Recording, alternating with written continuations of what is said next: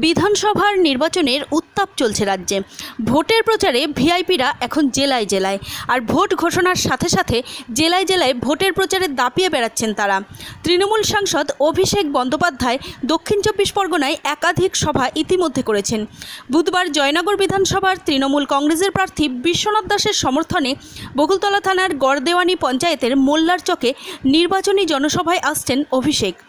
আর তার আগে মঙ্গলবার সন্ধ্যায় নির্বাচনী প্রচারের মাঝে জনসভার মাঠের শেষ মুহূর্তের প্রস্তুতি পরিদর্শন করলেন বিশ্বনাথ দাস।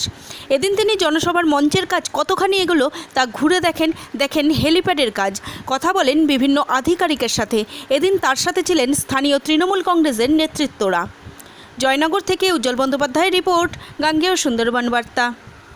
যেহেতু প্রোগ্রামটা দিয়েছে আর অভিষেকদার প্রোগ্রাম, মানুষের মধ্যে, কর্মীদের মধ্যে, মা বোনেদের মধ্যে একটা আলাদা উৎসাহ উদ্দীপনা, ফলে আগামীকাল এখানে শুধু মানুষ আর মানুষের সমাগম হবে। আমাদের যে মাঠ, সেই মাঠের ডবল মাঠ হলে আমার কর্মী সমর্থকদের আমি জায়গা দিতে পারতাম, কিন্তু মানুষের যে আবেগ, কর্মীদের যে আবেগ, মা বোনেদের যে আবেগ, সেই আবেগটা তো আমি বঞ্চিত করতে পারি না। ফলে সবাই আসবে দাদার বক্তব্য শোনার জন্য, দাদা কি বার্তা দেয় সেটা জানার জন্য। আমাদের জন্য কি গাইডলাইন দিয়ে যায়, তার এক সপ্তাহ পরে ভোট।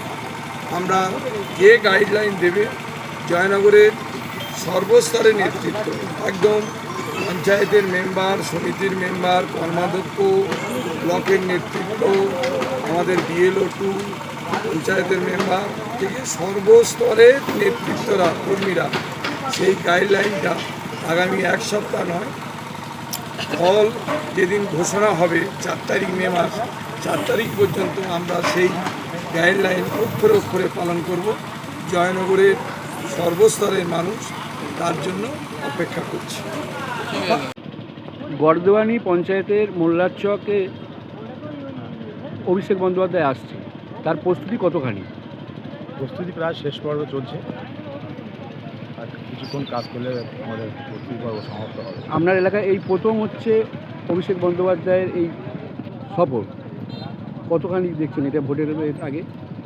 এটা অভিষেক বন্দ্যোপাধ্যায় আসছে মানে আমাদের যেটুখানি বাকি ছিল সেটুখানি একদম কমপ্লিট।